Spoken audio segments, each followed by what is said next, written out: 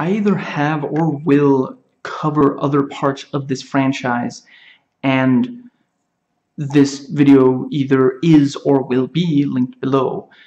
I'm not going to restate here what I did or will say in the other video. These videos get long enough as it is. Put off by how long this video is. Don't worry, I try to jam-pack my videos with as much content and as much detail as I possibly can. Anything I feel I can comment on and that I feel you might be interested in, I pretty much put in the video. I try not to repeat myself and talk fairly fast.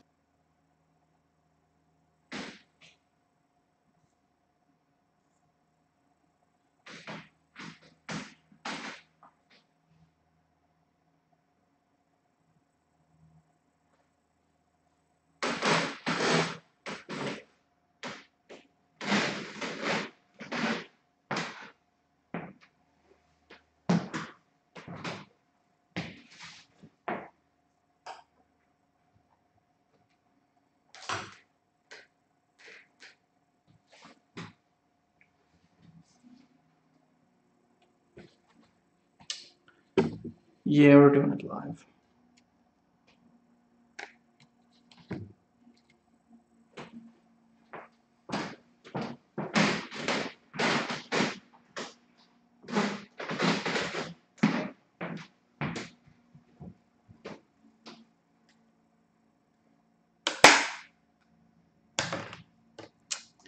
Dunkirk, movie review. Plot.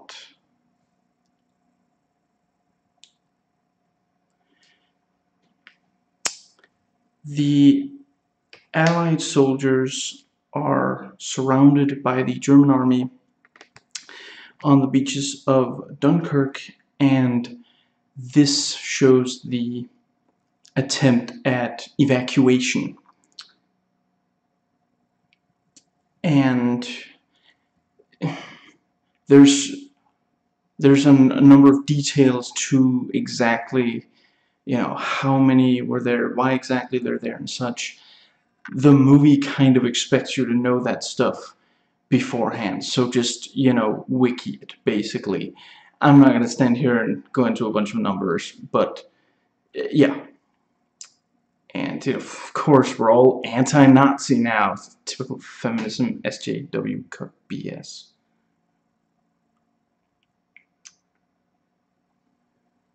And that was all I had for that. So going into just the random thoughts I've written down in the last week.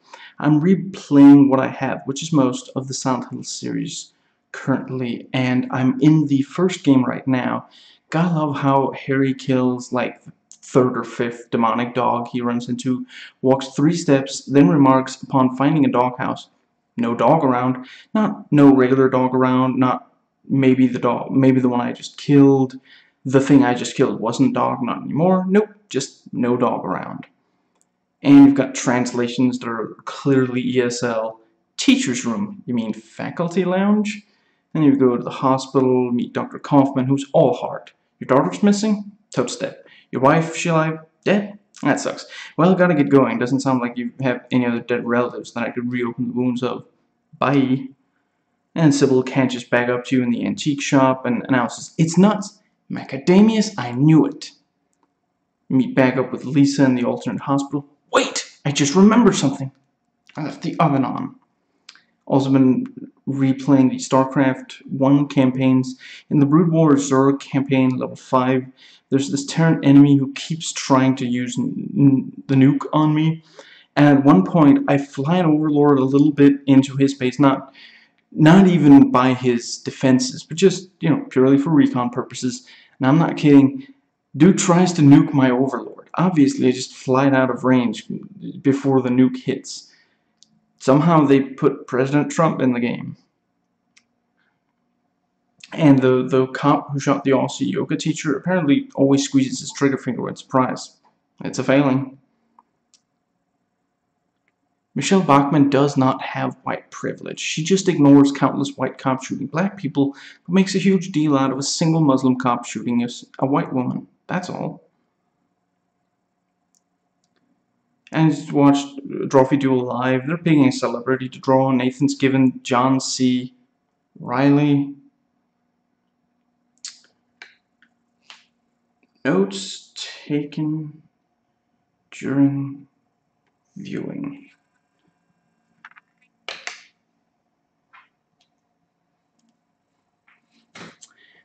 The movie is an hour and 40 minutes, not counting the end credits, and it's a Nolan film. There's no reason to stay. There's no post-credit scene. If you want to stay past the end credits, just check with the ushers. That's all. And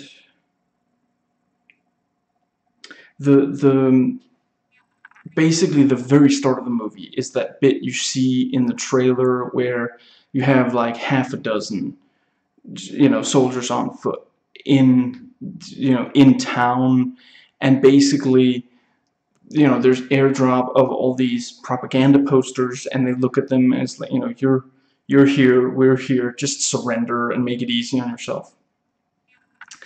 And and then one by one the soldiers are picked off, until there's only one left, and then he's basically one of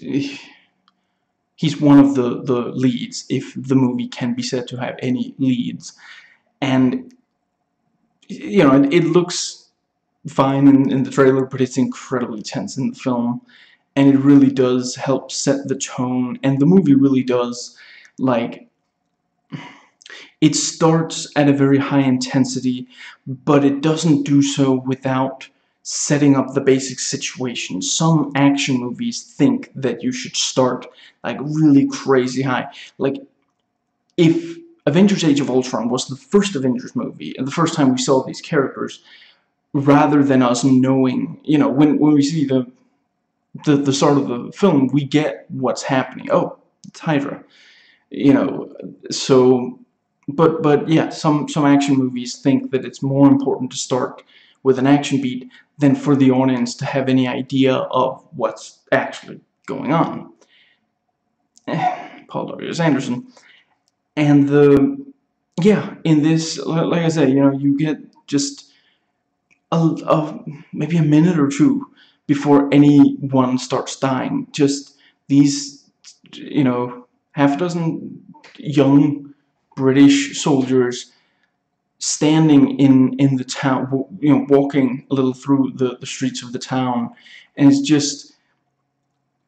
it's enough. So when the shots start, the bullets start flying, you feel connected to them. It's very, very nicely done. And just hearing the bullets fly from off screen, and it's PG-13, so you don't see a lot of bullets hit, not people anyway. And it's the Dark Knight Rises bullets, just makes everyone real sleepy.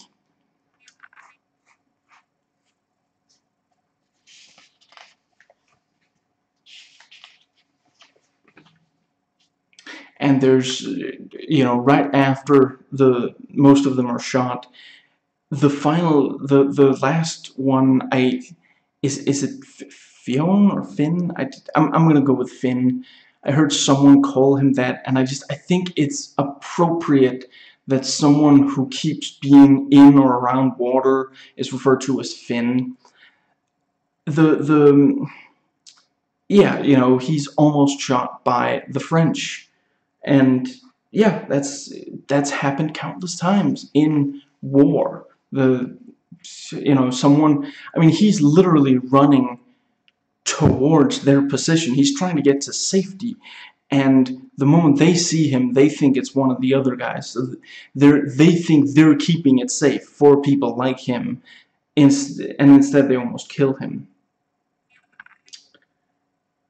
And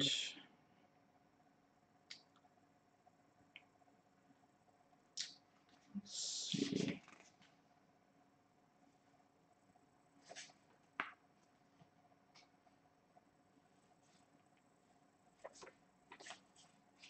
And the very early on, the movie attempts to answer the age-old question: does a Brit crap in on the beach.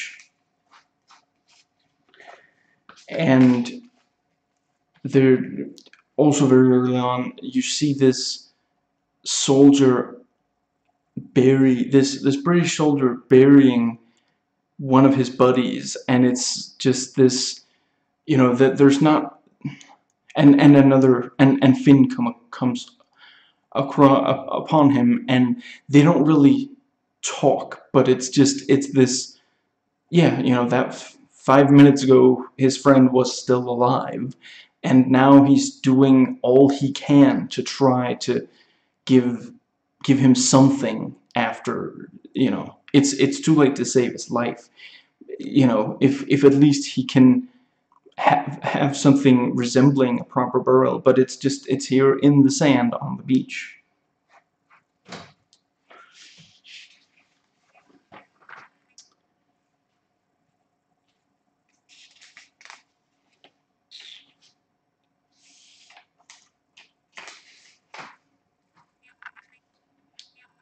And there's also this bit where they're carrying someone they'll just have to bury.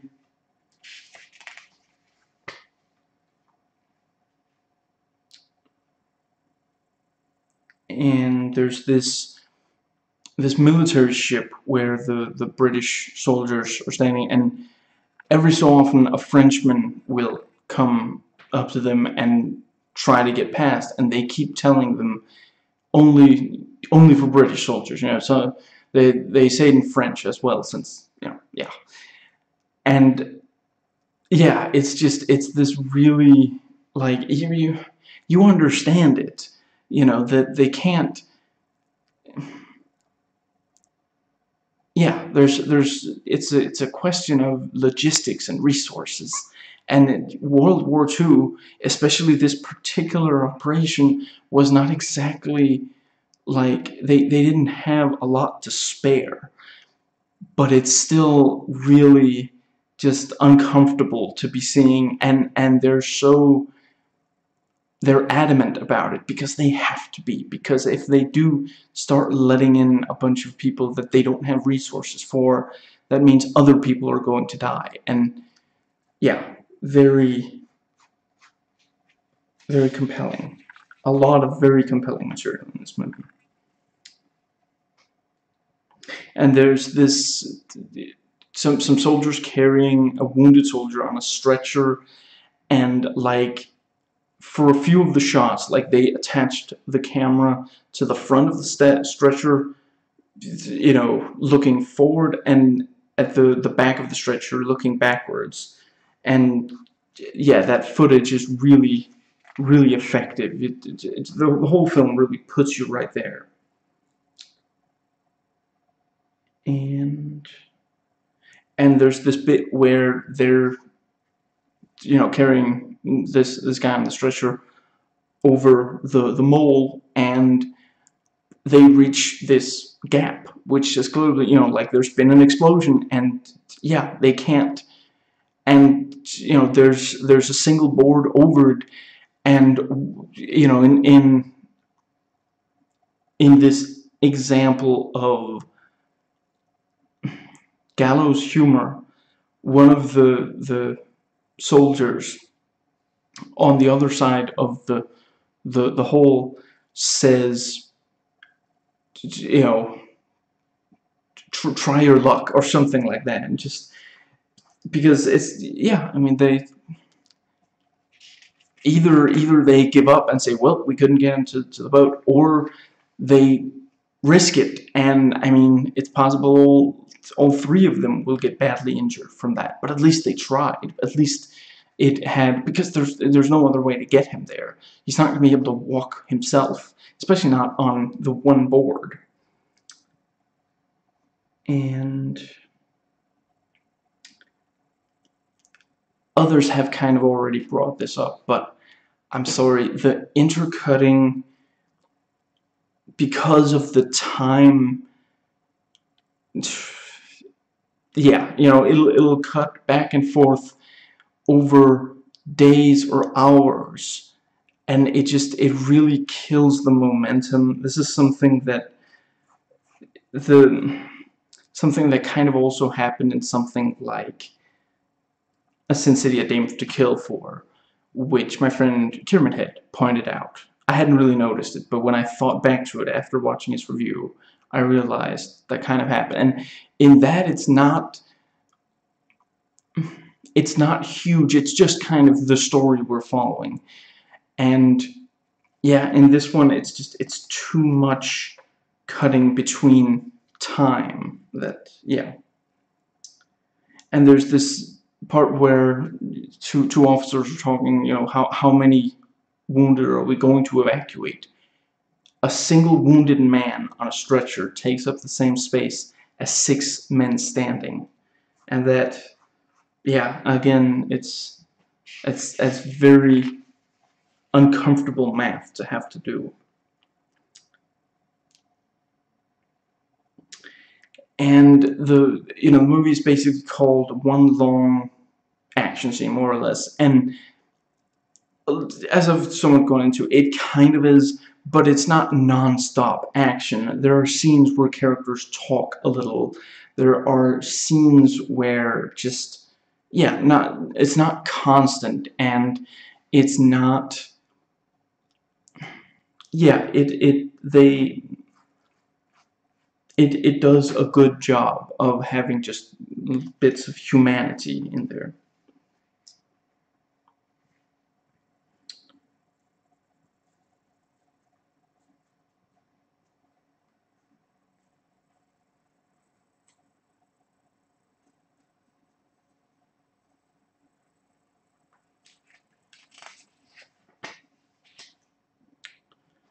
And the mole is attacked from the air, and it's absolutely terrifying.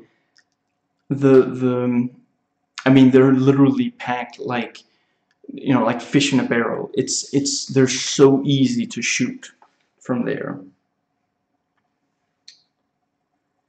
And, if in a very early scene we see Finn save Harry Styles from drowning, I guess on principle.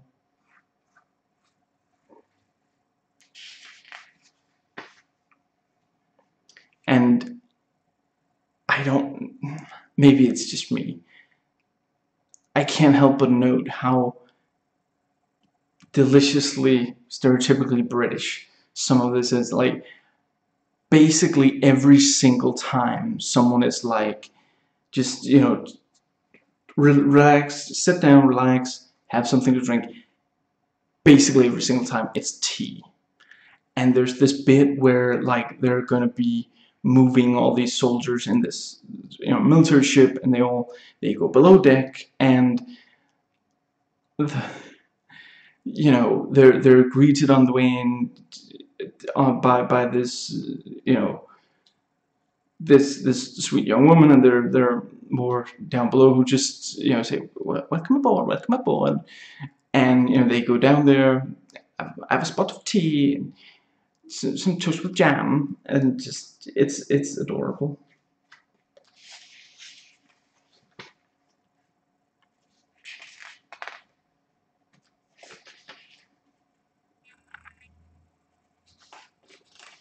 There's this, Cillian Murphy kind of plays this character who has PTSD, and that's treated very reverently. Not every character immediately recognizes it, but it is like this character could so easily come across as mocking those with PTSD in less capable hands than Christopher Nolan's, but that's not how it ends up. And and there's this scene where he's been so tense for so long that he hasn't been able to relax. And so when he's on this civilian ship for a while, and he actually relaxes, and so he dozes off and then like suddenly wakes up. And I was very relieved that it was him and not the audience who needed to suddenly wake up.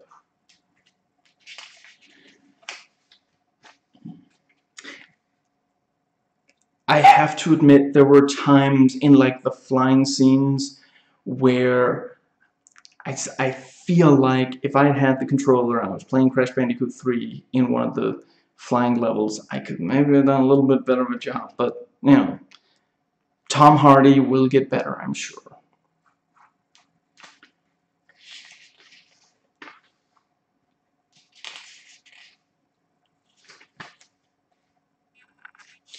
And there's this really devastating bit, which really reminded me of Titanic, where there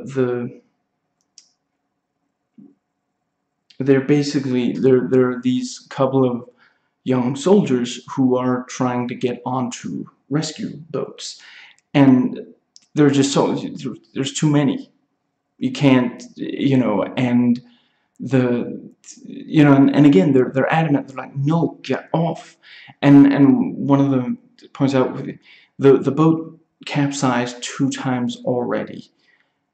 You have life vests. You're gonna be okay.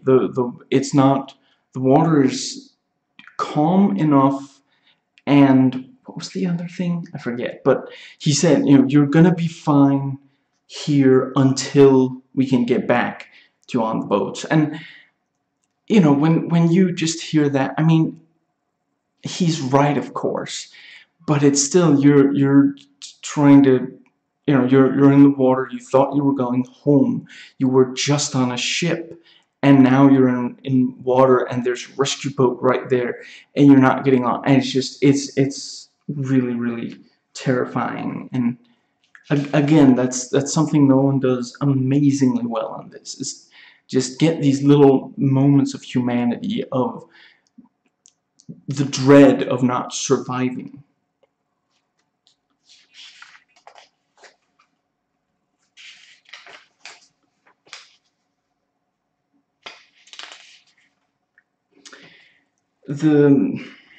One of the things with the cutting is, you know, usually when you cut between different settings, there'll be some continuity. It'll not always be, you know, sometimes it cuts to a little bit earlier or a little bit later, and it's also, you know, it'll be like based on relevance and such. You know, like if you have, I guess you could say that in the Avengers, when a certain jet takes off, first we see the jet take off from where it takes off, and then we cut to it arriving near the heroes. There, the film is cutting between 2 settings, between different characters, but it's because we are following the jet that took off, you know. And in this film, there's so often where it's like, okay, we cut from the people at the mall, now we're in the air. The people in the air, is that happening at the same time as the mall? And it's like, maybe, maybe not. And then it'll cut away to the other thing, and it's, sometimes it is. There are times where the people in the planes actually do connect up with at least one of the other 2 settings, but because there's so much time where you can't really, so you have to think, okay, wait, well, let's see.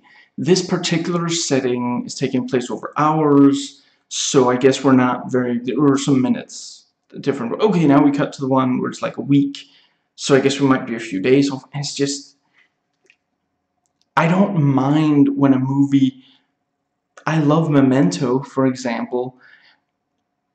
It's not that the movie does that, it's that the movie does that and expects us to be able to be completely invested. You know, Memento is always centered on Leonard, and it's always this one, like, goal, you know. And in this, it's like, okay, this group of people is trying to go over there, and this other group of people is trying to do this other thing, and then we go back to just, yeah, it's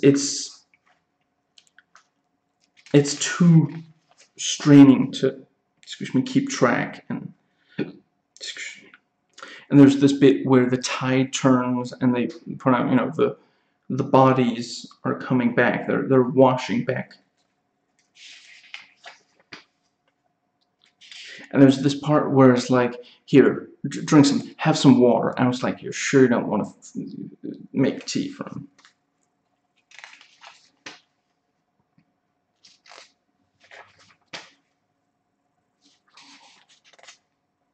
And you know, the Miracle at Dunkirk, or Operation Dynamo, as the film is about, was an example of some very bad military decisions, and the film acknowledges that. It literally does have, you know, officers saying, we can't do this, this doesn't make any sense, and yeah.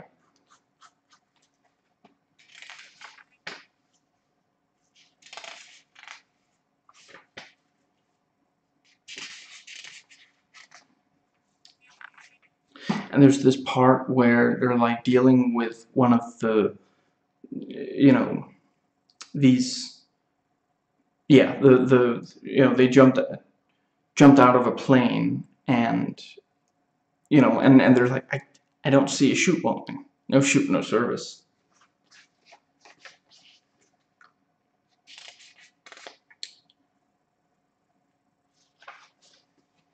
And there's this part where some of the characters are in this boat that's grounded, and then the Germans start shooting at this boat. And it actually, at first, it's like, you know, you assume, and some of the characters, that the Germans know they're there, and they're just, you know, they're choosing not to blow up the boat for some reason. You know, maybe they're toying with them, but then they realize, you know, one of them is like, look at the spread. It's target practice, because they, yeah, and that's, yeah, very, very strong, very compelling.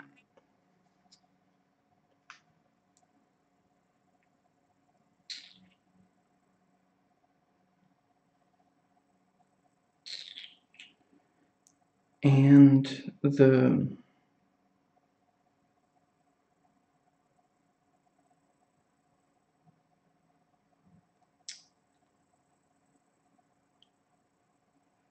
yeah,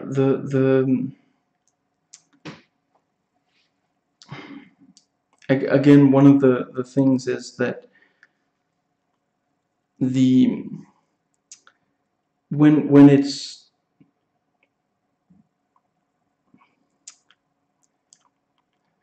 in a lot of war movies, the the thing that they would do instead of what Nolan did here is that they would have a lot of things happen to just like a small group of people, where it's like no soldier believes that all of that would happen to just a few soldiers, but that would be how they would tie it together, you know. And I'm sorry, but that kind of thing works more smoothly narratively than this does. We can't, we're not, was my experience anyway, not continuing, not consistently engaged, because it's too, you keep getting pulled out of it with the cutting. And yeah, there's this bit where a character that we've known for a while is suddenly accused of being a Kraut spy, and I have to admit, I hadn't seen that coming. I'm not going to give away exactly what comes of that, but yeah, it was compelling viewing.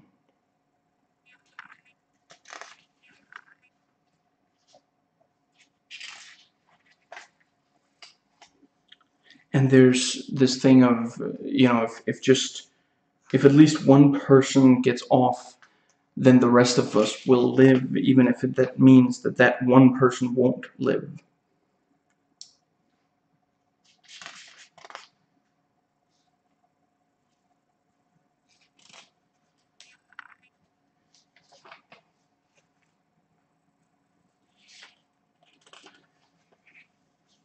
and there's a bit where it seems like one of these airmen might really drown in their downed plane.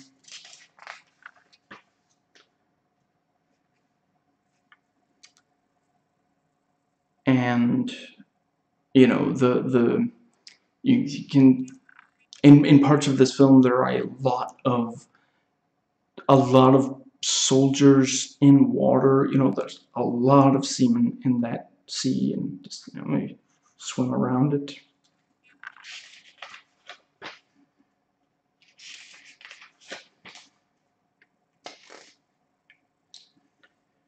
And you know, Nolan obviously did mean for the cutting to be somewhat disorienting, because that's what war is.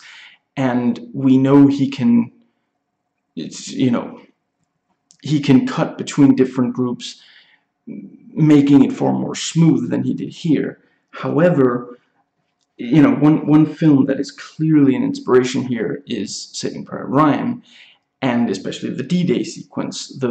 You know, and the thing is, yes, that scene is very chaotic and very intense, but you always have some sense of, like, when you see people being gunned down before they're even off the boat, you understand, okay, that they're not, you know, they didn't get very far. And as the scene progresses and you see people further in on the beach, you understand they got further. And the thing is, in this movie, there are times where when it cuts back to some people, you're like, wait, is this a they didn't even get off the boat situation, or and that shouldn't be.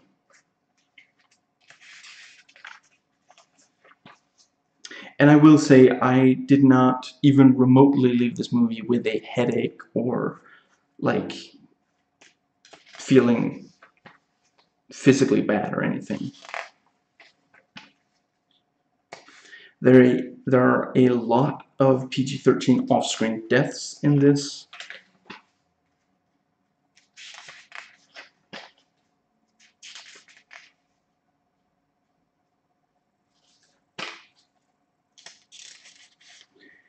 And, you know, a lot of people are reporting, you know, like how, you know, if they cried or how close they came to crying. I have to say, with both this and Guardians of the Galaxy Volume 2, I came closer to crying watching Wonder Woman than either of these two.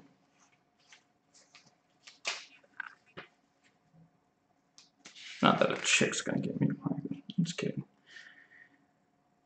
And I have to be completely honest, this is probably the first real disappointment from Nolan to me.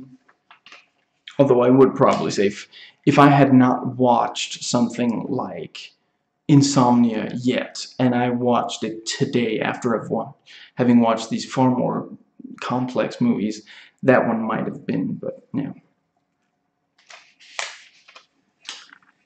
And yeah, I think I already said there are a lot of human moments. The movie is never boring. It's not over long, but it's also not rushing.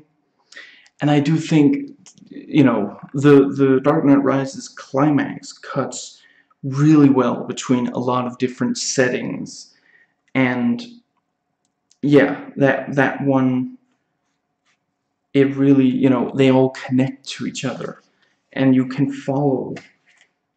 Yeah, so that would be an example of that.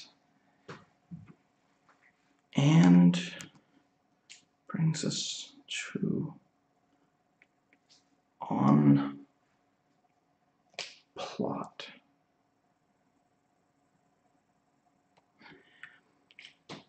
Now, I have watched at least twice every Nolan film except Falling, which I haven't watched at all, and I probably will at some point. And yeah, I've watched Memento countless times. I rewatched it recently. Other than that, there was a while where I'd watch it every so often, after first discovering it. I was tiny little bit obsessed back then. It's actually, if I had, like, if I today could time travel back in time and talk to the me that was crazy about Memento and tell that me, Nolan is going to make movies that are so much more complex and interesting than even that, I would not have believed the later me. And, you know, I rewatch the Dark Knight trilogy every single time a new DCU film comes out. And, you know, before the DCU started also, when the DC... Well, I guess not. Actually, no, that was probably when I started that. Other than that, it was just... Never mind. I love almost everything Nolan has done. I'm not sure I'd say he's made a single film that I don't love, except for maybe this one.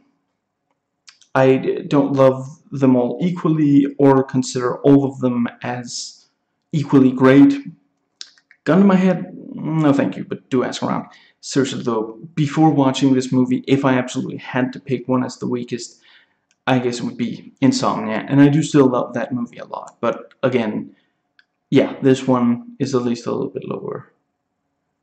I'm not obsessed with Nolan, just observant, and I don't claim that he can do no wrong, and just, again, I don't hate this movie, but I do think that it's a little bit of a failed experiment. I think that it's one of those things where you should have gone with convention or just redone it in some way. I feel like if Nolan had abandoned the whole three complementing bits thing, if he had made a single movie that was just one of those three, I mean, it would be gimmicky to make 3 movies out of this one event and just saying, okay, each is going to be a different part. But yeah, maybe if he had made like one movie that focused on one place, or maybe just, yeah, focus on one place for a while, and then maybe like they rescue a character who came from one of the other places, and he says, let me tell you what happened to me, and it's clearly a flashback. But this kind of thing where you have to really put in effort to figure out, when is this happening, where are the characters that we know about compared to the other characters that we know about, and just you can't do both. You can't both jump around in time this much and expect to keep us consistently engaged when we don't, when we have to every so often just stop and think, wait, okay, what has happened, what hasn't happened, where are we, what exactly is going on. Now, I did not watch this in IMAX. I'd have to travel for at least an hour to get to an IMAX theater and back again.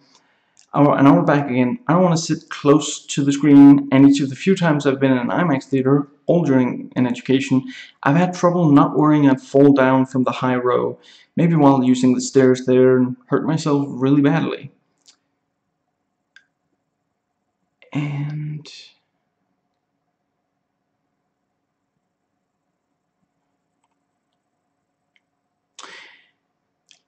I've heard that Nolan might direct a Bond movie.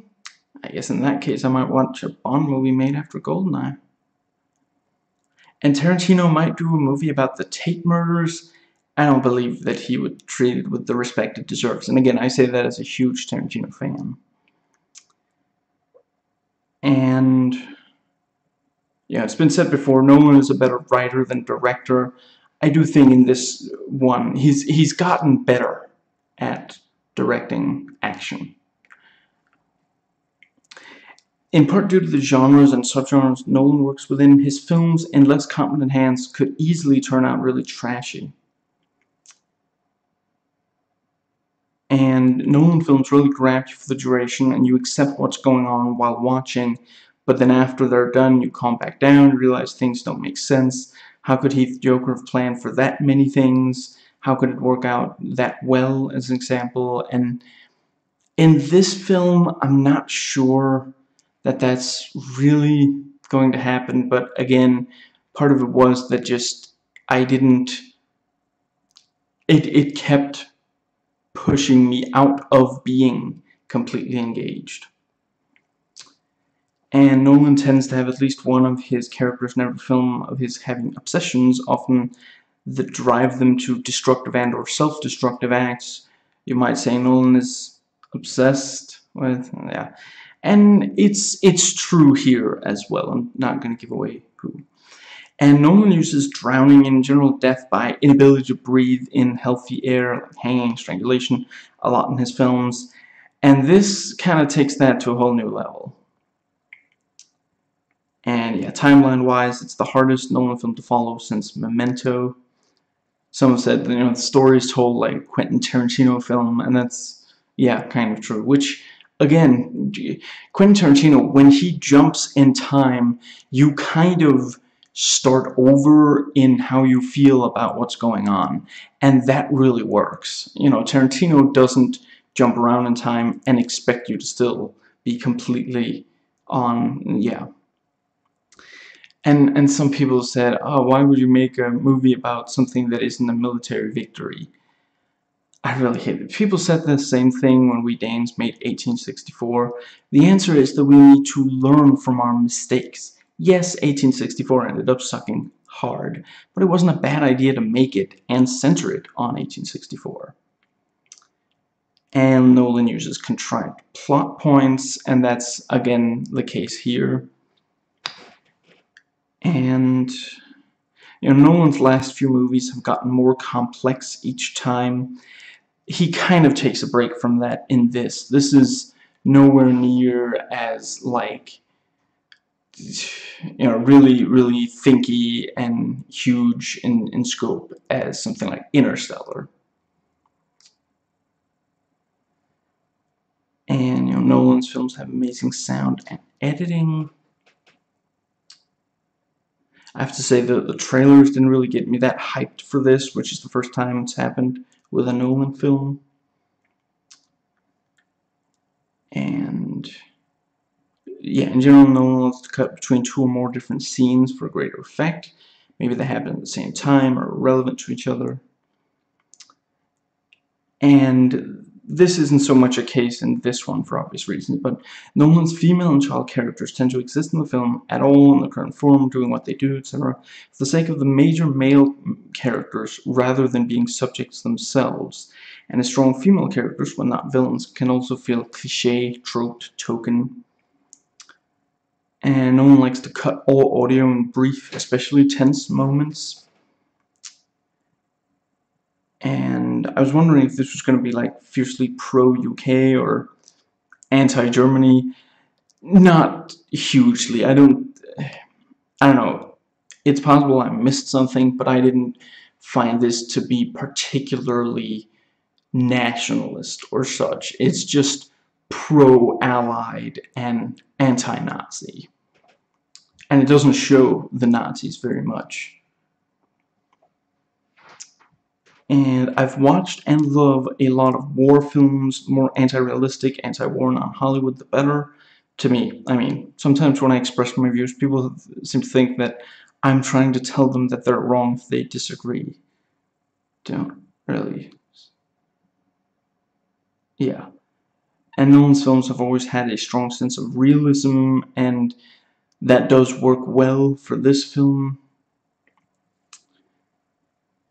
And I was wondering if it was maybe going to comment on modern post-World War II war and warfare, and I'm not sure it really does, but it does convey that, you know, war is the H word. And, you know, when you, depending on what reviews you read, you know, some say this is a cacophony, some say it's a symphony. My choice? Yes.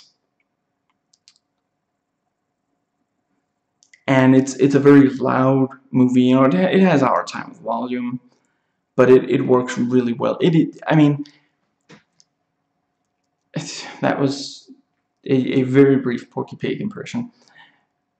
if you're the kind of person who's bothered by loud audio, you might have to wait to watch this, and that sucks. But yeah, if you know you're someone who has a problem with listening to really, it is a loud movie, and it kind of needed to be.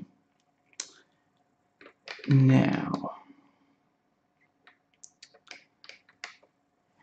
and this movie doesn't really have a a big twist that really makes you that totally grabs you by surprise, and mind f. And I mean, it's basically Nolan's first to not have anything like that.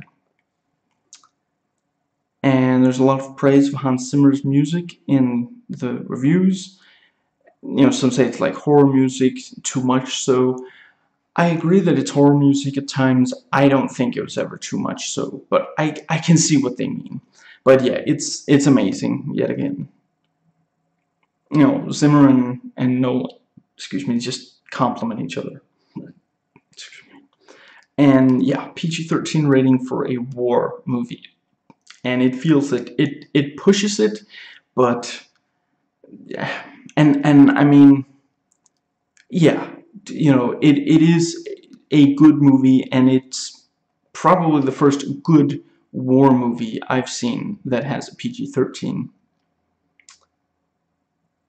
And let's see.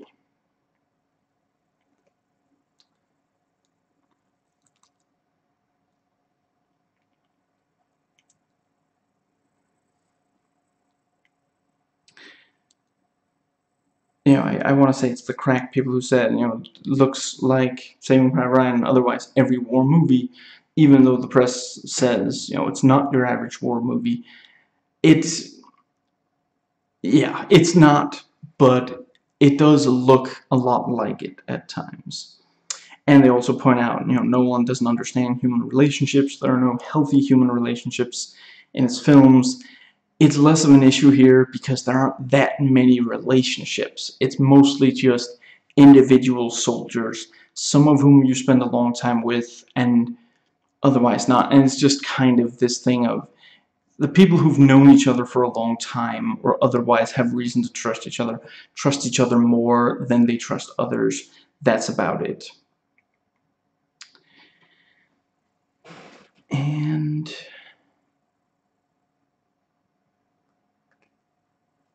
it's the first period film since The Prestige of Christopher Nolan's. And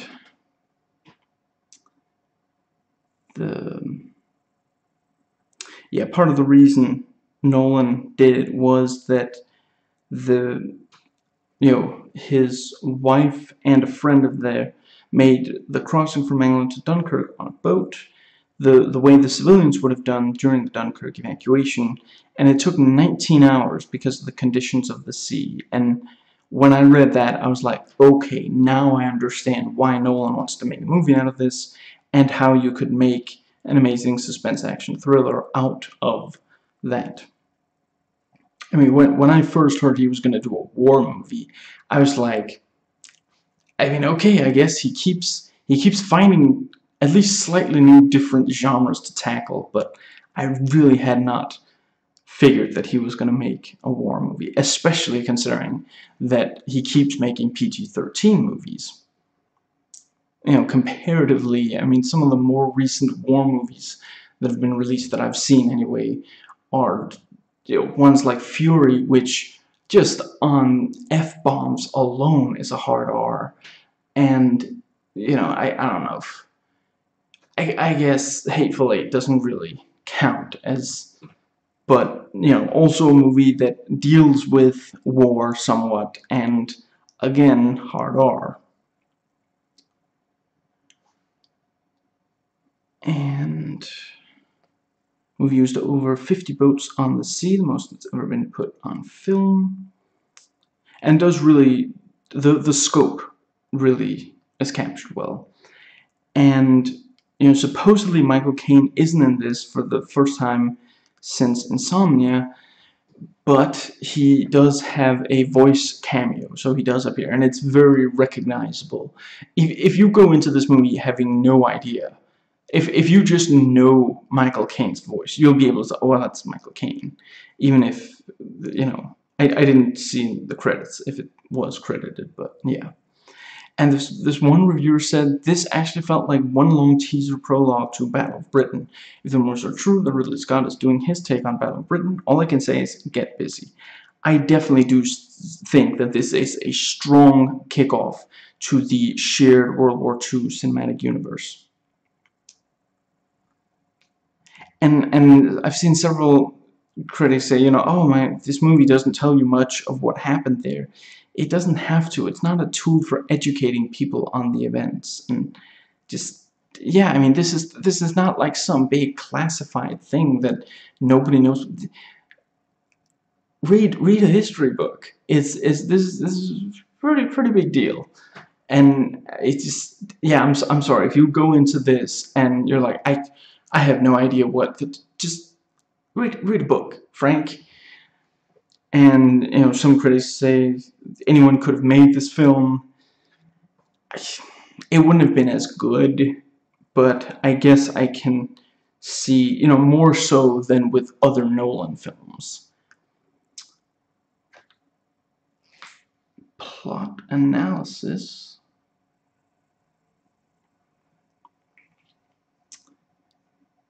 Now,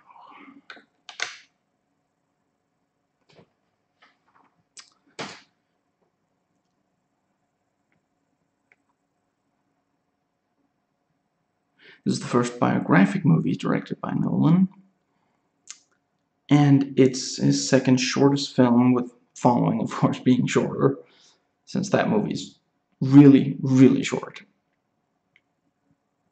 I can tell from looking it up.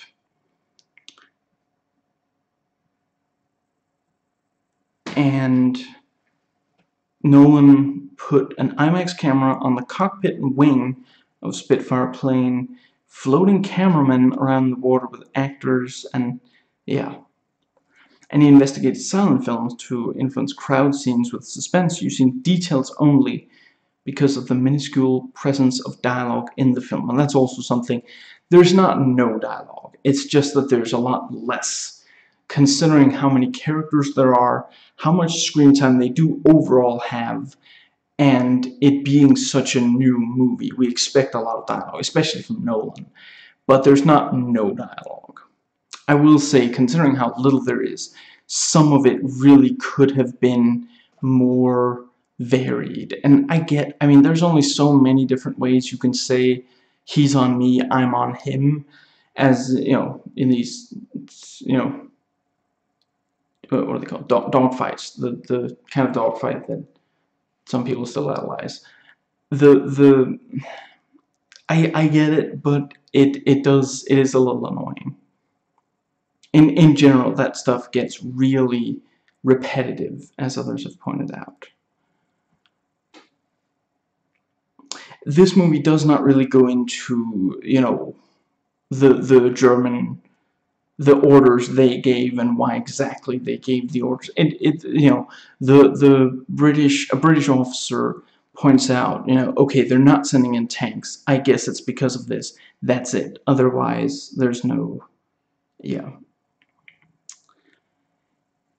And Nolan had wanted to do this since like 92 or something, but he wanted to make sure that he was experienced enough in large-scale filmmaking. So yeah, he delayed it until he had practiced on The Dark Knight, Inception, and Interstellar.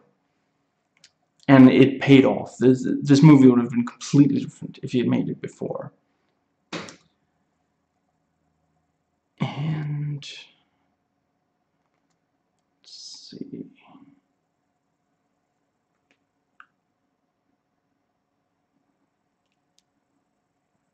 Nolan made sure to cast young actors, since that was more fitting. And it's also the first Nolan movie to be based on historical events. The rest are original scripts, remakes, novel short story adaptations, or comic book adaptations. And Nolan used real naval destroyers instead of CGI for battle sequences. And I mean, there's almost no CGI, but I know there's like cardboard cutouts and such for, I mean, they don't actually have 300,000 extras in this movie, but, they had 1,500, but yeah, I didn't notice anything that was like, I've seen some people say, oh, the visual effects were really obvious. I don't know what you were looking at. There are almost no visual effects in this, as usual for Nolan, and there certainly isn't, I don't know. I didn't see anything where it's like, okay, this is really obviously, yeah. But yeah, it's the beach with the infantry, the evacuation by the Navy, and the air combat.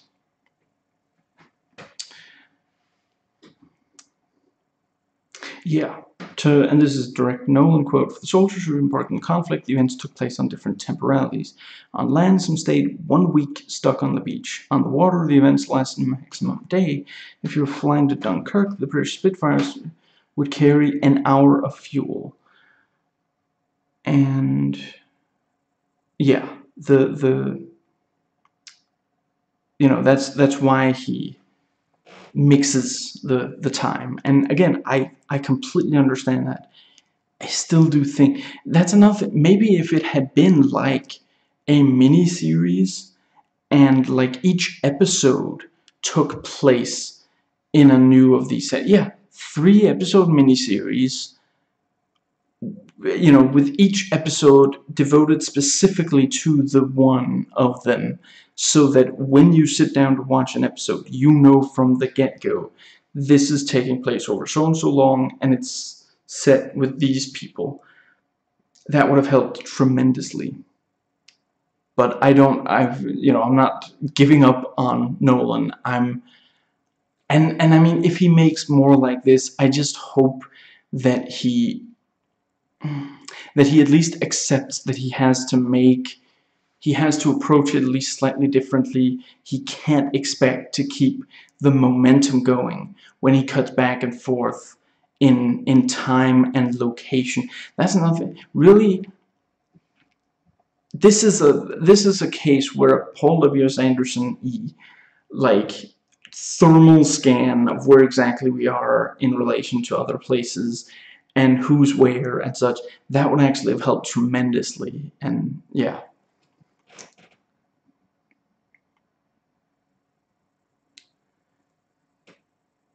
And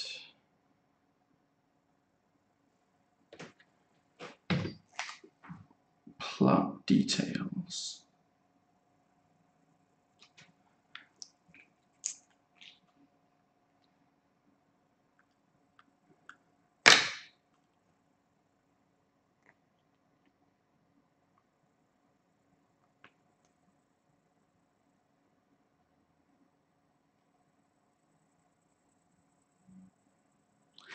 And given that the whole movie is like it's the snowball effect.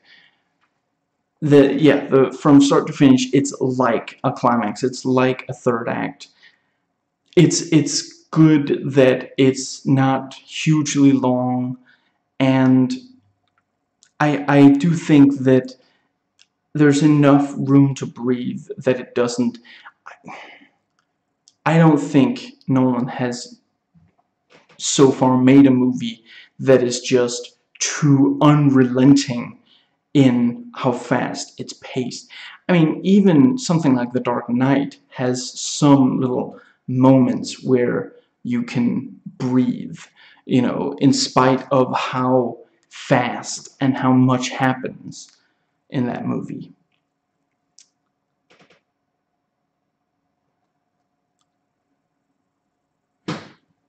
Now,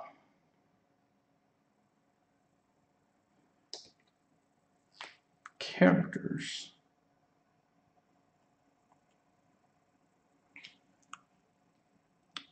if you ask me, it's not a problem that there isn't a lot of character development. It's about all of them, not a select few, and they're human beings. We can relate to them wanting to survive, wanting their buddies to survive.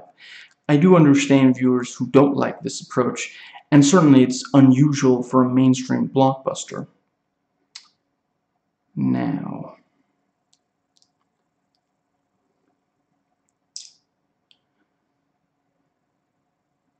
yeah, Nolan cast Harry Styles without knowing that he was a famous singer. So yeah, so yeah, I was wondering if he was cast for how popular he is, but I guess not. Teen girls love Harry Styles. I'm sure they love shaved Styles too. And the crank people point out that he doesn't in like the in the trailers and such, he stands out, but honestly he does a really good job. Yeah, I mean, if Nolan decides to cast him again, I'm not gonna complain about it. I'm not gonna go out and watch, like, if he has like a huge career, I'm not gonna go out and watch every single one of them. At least I'm not gonna make it a point to, but I guess I wouldn't be like avoiding them either. But yeah, I've hardly ever disagreed with the casting choice of Nolan's once I've watched the film itself. You know, yeah, I still, the only one I really disagree with is Katie Holmes. Now, Anne Hathaway as Catwoman, of course, she's fine in Interstellar. As Catwoman, I'm not entirely sure about. I can kind of see both sides. If I do have to pick one, I do think she does a good job in the film, but I can certainly see something like, what the point made by the Blockbuster Buster, and yeah.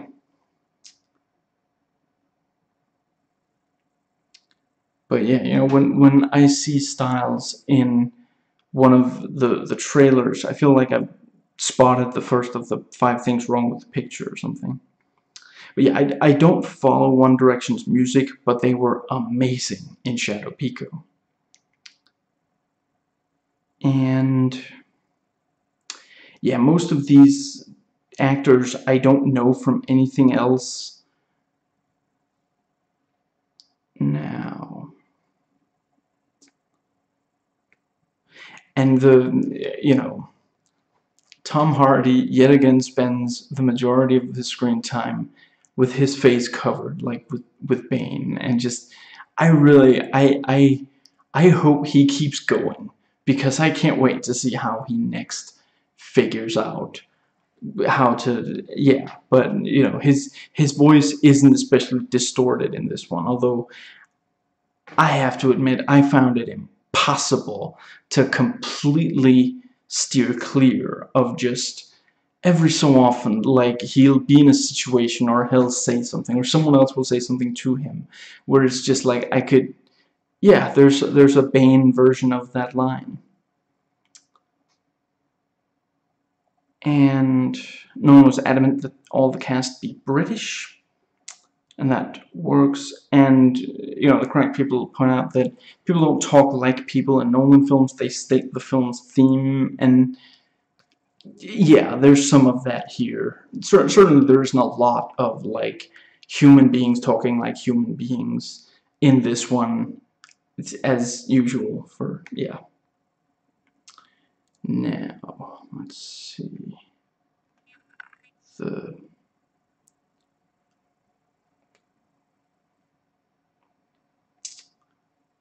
and here we go.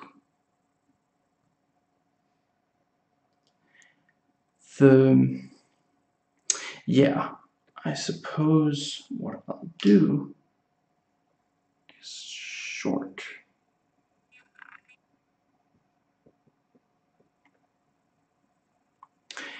Dunkirk, short movie review.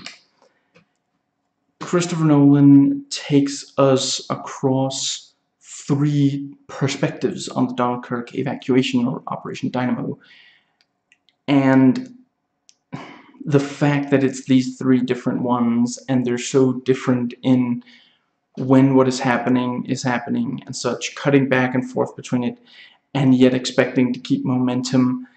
It keeps pulling us out of it, because we have to readjust. Okay, where are we? What's going on? When is this going on in comparison to what we've just seen and such? And other than that, it's still amazing. It's like I said with Interstellar. It's got all the good and all the bad of Nolan, and if you love him like I do, you're gonna enjoy it a lot. Though I do think it's because of the which I consider to be a mistake, the decision he made there to cut between those 3 different ones.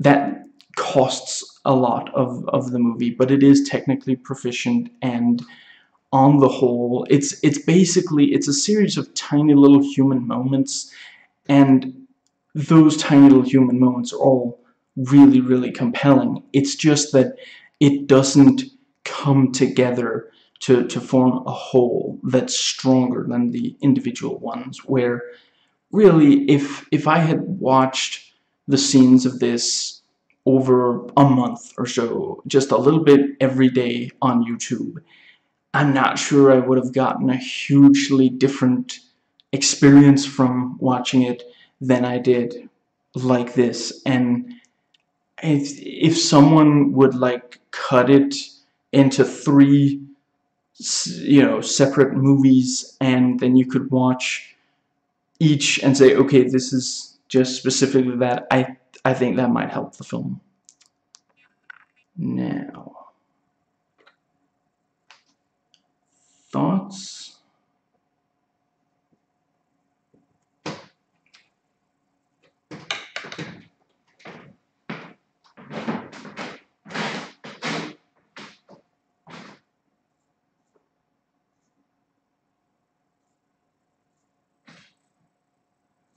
Please note that this video has spoilers for the subject.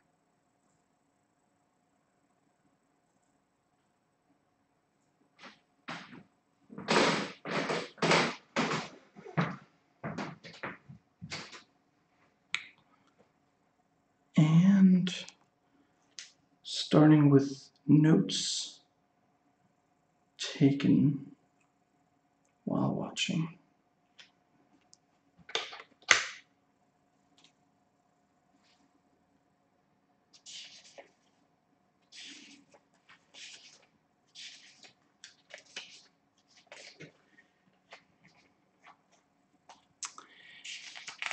Let's see.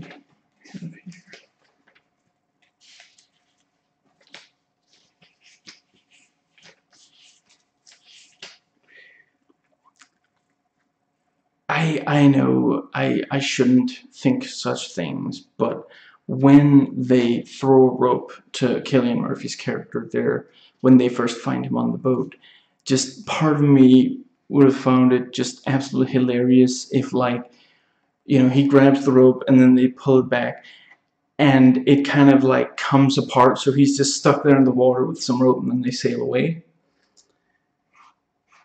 And Harry there at the end in the train, like, oh, I can't face them. He already left One Direction. I mean, he's clearly he's not a big fan of the whole fan thing anymore. And I suppose that's more or less what I had written down. And the way they deal with Cillian Murphy, with putting him in the room and then even locking him in there, and he knocks George to the ground. So much for being useful. I do think that it's nice that he gets put in the paper as a hero, and they don't tell Cillian Murphy that he killed this kid, because he clearly didn't mean to. It was just his anxiety, his PTSD.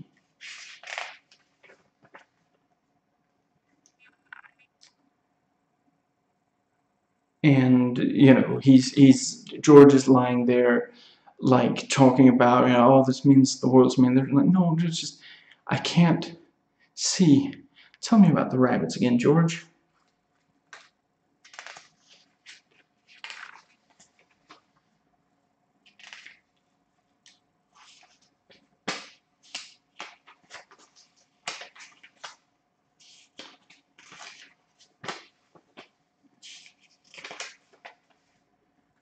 And the supposed Kraut spy turns out to be French and not German. And yes, he stole the clothes off the body he was burying, but very unlikely that he actually killed that guy. He's dead, Jim. I mean, mate. Well, then be careful.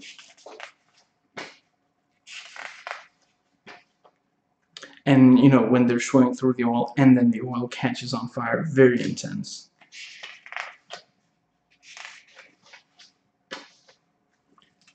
All we did is survive. That's enough.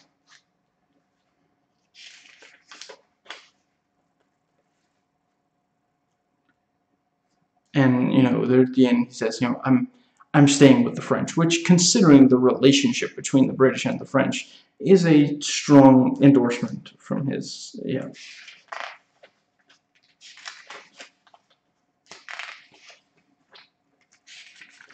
And there at the end, Hardy is taken as a prisoner of war by the Germans, and just I can't help but think that, like, my headcanon, this is Bane's real origin story, and that was all I had written down. So let's see what I can come up with. As I mentioned before, lines that and situations that could be, Bane-ified, and I warn in advance, my Bane impersonation is not the best. Let's see what we got. He's on me. I'm on him. Perhaps the audience is wondering why you wouldn't put on a parachute before jumping out of a plane. And yeah, I suppose that's about what I do have. Now, let's see. Critics, users.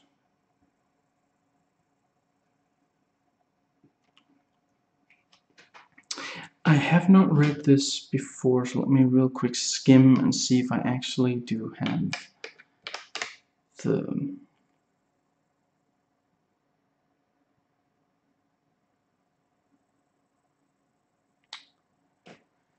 Now...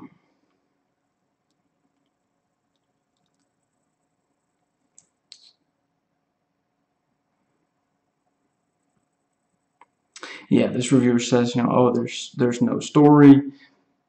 Basically true, but it's not really.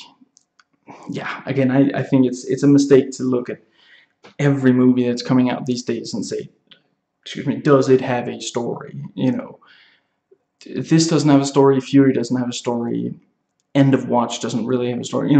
It's a series of scenes. The question is it compelling, and would it have been reasonable for you to expect a story? And yeah, I think the answer is pretty clear in both cases. For both questions in all three cases. And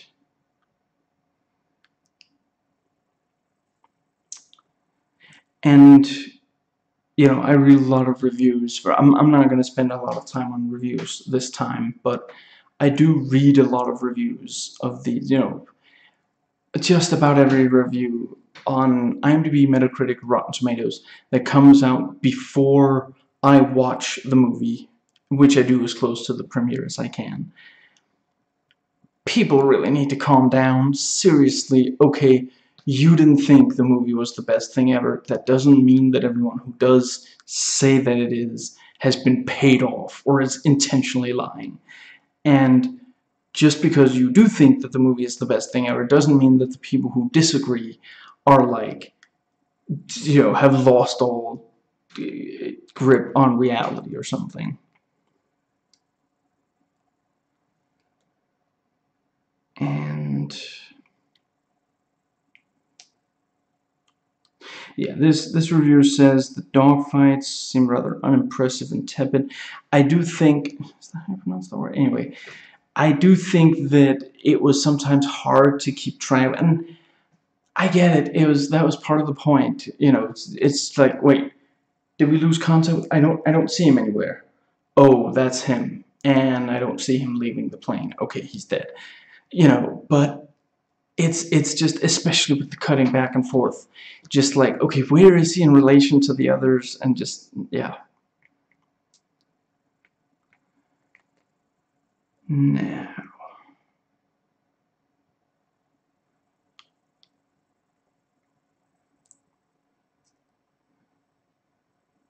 let's see.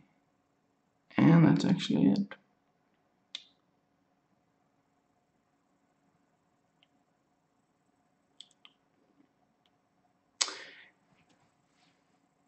I think that's going to be it then. Yes. Let's see if I have anything in closing. I'm not ruling out watching this again sometime down the line. Probably not in theaters. I almost never watch anything more than once in theaters. If it's possible that I'll change my opinion on it. I mean, at least next time, given that I already know everything that happens, I might have an easier time being fully engaged.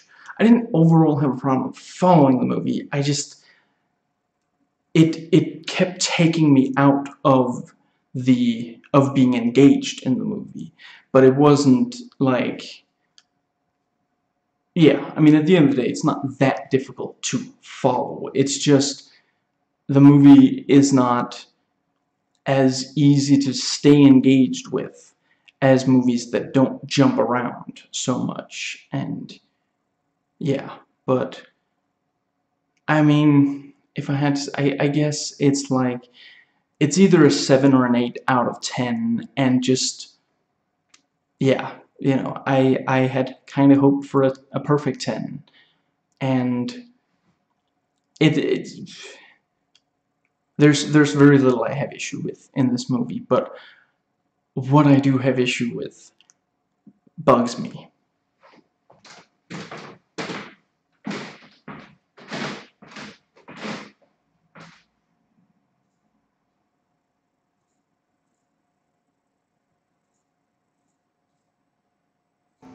Please comment, thumbs up, and subscribe for more content.